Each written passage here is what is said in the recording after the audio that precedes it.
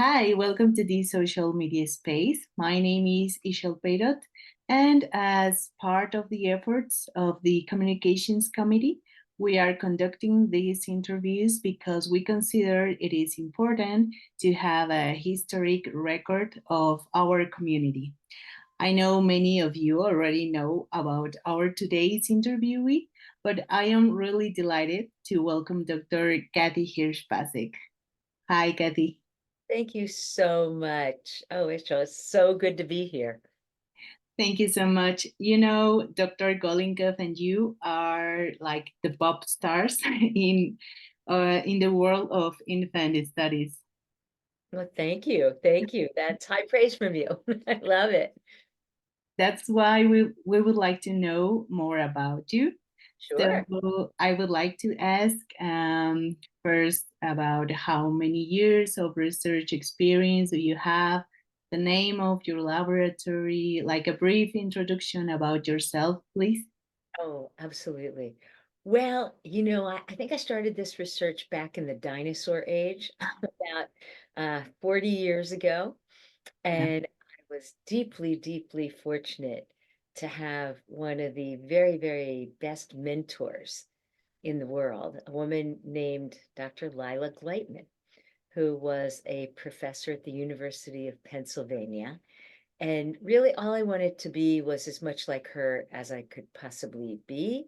But that's probably impossible because she's just so smart and so amazing. But that's what we try to live up to. And I'm fascinated by babies. My lab is actually shared with Dr. Nora Newcomb, and it's called the Temple University Infant and Child Lab. And we've been in business for quite a while, and we've been trying to figure out how babies know what they know, from language to STEM. Okay, so what would you consider is the main research topic of, or the one that you like the most? Whoa, that's so hard. They're all like your babies, you know what I mean? Yeah, So I think in the beginning, it was very much about methodology. Again, in the 1980s, remember, we were just figuring out how you could look beneath the eyes of an yeah, infant. Even though they couldn't talk to you, was there a way that they could show us what they know? So the group of people in my cohort, we were all about finding out ways for them to tell us how brilliant they were. And they did. And so it was around that time that working with Peter Jusek, who was also a giant, he was really a giant in the field, and I was just a young upstart. And we decided to create what we called the head turn preference procedure. yeah. It was also with Deb Cameron Nelson. And it was amazing that babies would look at a speaker, just a speaker, a sound speaker, and go back and forth to tell us what sounded natural, what didn't. And they'd stay on the speaker that sounded most natural. So that was super cool. And then building off of some work that Liz Spelke had done, we created the preferential looking paradigm to study early language development. And that became the basis for a lot of other infant research, also for Anne Fernald's beautiful extension, where she was able to do a looking and seeing and do a moment by moment. Yeah. Our goal was to find out, even if the kids couldn't talk yet, what did they understand about language and the structure of language? And then it grew from there because honestly, I think babies fooled us. Babies knew so much more Yeah. than we thought they knew about the world and the world of patterns and the world of hearing the melodies that would become the way of segmenting different languages. They knew somehow that languages and their verb systems, they matched onto paths and manners of movement, and that Spanish might do it a little bit differently than English does. I mean, it was just amazing. So we kept doing that language research, wondered, what do they know? How do you apply it to language and literacy? We created, new tests like the quills, which is now a test that's on the market, a screener. It's a language screener for 2-year-olds, and then for 3 to 5-year-olds, there's a toddler version, and there's a kid version, and it's super predictive, and it builds on all these language skills. And then I took more of an interest in going out in the real world and leaving the lab. It was a very dangerous thing to do, Yeah, I know. but I took a step because I wondered what the world looked like if we studied it in context. Yeah. One of my mentors was a lady named Lois Bloom from Columbia University, another giant. We had all these amazing women who kind of, they were the ones who really made a trail for us. And she said, you got to leave lab, got to leave lab, see what happens out there. And for me, the way children and adults play offered a natural kind of soup for language development in situ. And so that's what I've been doing for a while now, and learning about the richness of play and how it helps kids learn. That's amazing. So what motivated you to start doing infant research? Well, I'm going to give you the wrong answer to this. Okay. The wrong answer, but the true answer is I love children. And forever, since I was 13 years old and had my very first job as an assistant camp counselor, Oh, Saturdays and Sundays, I thought this is amazing that literally you can see there's kind of a fire in their eyes. yeah. Beneath that, there was so much going on that none of us knew about. And I don't know that I was a psychologist when I was 13 or 14, but every time, even when I watched children at a swimming pool, kids who couldn't, tie their shoe, and they could tell you everything about what was going on in that pool and why this little kid didn't let them go across the pool in this way. And I thought, wow, we are missing it. And I wanted to be the explorer and discoverer who helped figure it out. So what would you say, what is your passion for infant research? My passion is twofold. One is to learn what makes it happen and to do that in an authentic way so that we truly understand the science of how children learn. And the second is, once we know that, I feel very strongly about translating it for public consumption. Mm. How do we put what we know into the hands of the parents who sometimes don't see what we all see, Yeah, into the hands of pediatricians who often don't see the same things that we see? We are holding gold as infant researchers. And I think it is our obligation to share it so that every child, everywhere in the world, has a chance to thrive.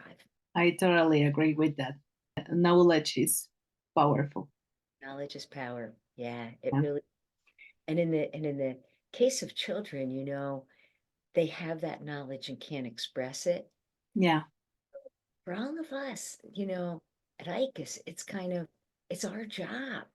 It's our job to be, as it were, the translators for what the little guys are doing so that everyone can see and revel in their brilliance. Yeah. In regard with the studies of play, what are like the main results of those studies? Well, I have to tell you, the play results have been truly remarkable. First of all, in the language world, children talk so much more when they are playing than when they're not. It's like the classic case when they're sitting in the back of the car and a parent says to them, what happened in school today? And you get complete silence. Yeah. These kids are playing, you don't get an ounce of silence. They are filling the room with the sound and the joy. So I think that's one piece I've really learned. Maybe among the most remarkable that I've looked at and that others have looked at, and then I'll expand it out even a little more for you, is the power of conversation. We are, as infant researchers, finding more and more that these early conversations, even with children who can't talk back to you, they are literally building the brain structure that is going to help them learn.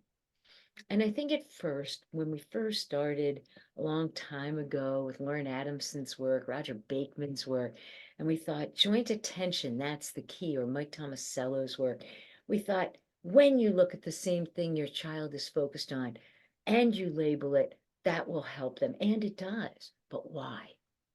Yeah. And now with some of like Rachel Romeo's work and her colleagues, what we're learning is that brain connectivity and brain structure actually come in these contingent moments. And so Kathy Tamas Lamanda and I have worked a lot on trying to explain how that happens with, in these microseconds of time in this back and forth. And Kathy Tamas Lamanda and I have this secret theory.